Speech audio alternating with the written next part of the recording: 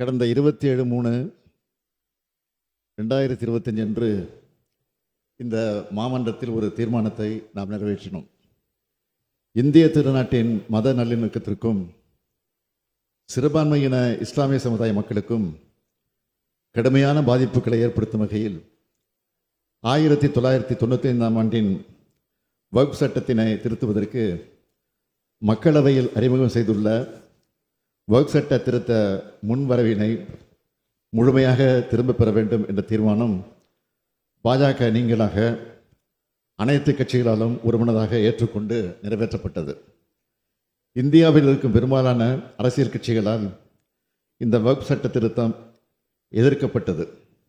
இவை அனைத்தையும் மீறி நாடாளுமன்ற மக்களவையில் வக்ஃப் சட்ட திருத்தம் நிறைவேற்றப்பட்டிருப்பது மிகுந்த கண்டனத்துக்குரியது.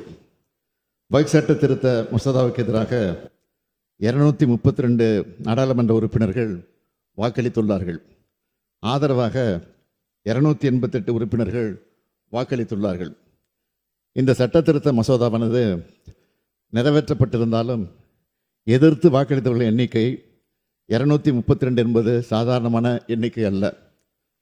எண்ணிக்கை கூடுதலாக கிடைத்திருக்கலாம். ஆனால் இந்த சட்ட திருத்தம் எதிர்க்கப்பட வேண்டியது மட்டுமல்ல, முழுமையாக திரும்பப் பெற வேண்டியது என்பதுதான் நம் கருத்து. அதைத்தான் நாம் இங்கே தீர்மானமாக நிறைவேற்றி அனுப்பியிருந்தோம்.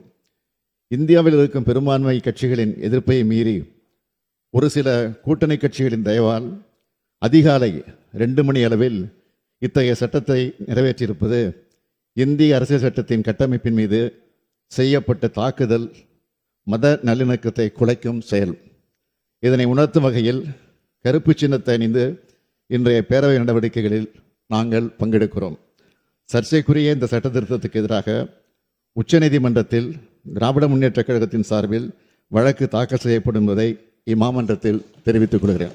வக்ஃப் வாரியத்தின் தன்னாட்சி அழித்து சிறுபான்மை இஸ்லாமிய மக்களுக்கு அச்சுறுத்தல் ஏற்படுத்தும் ஒன்றிய அரசின் சட்டத்துக்கு எதிராக தமிழ்நாடு போராடும் போராடும் போராடும், அதில் வெற்றியும் பெறும்.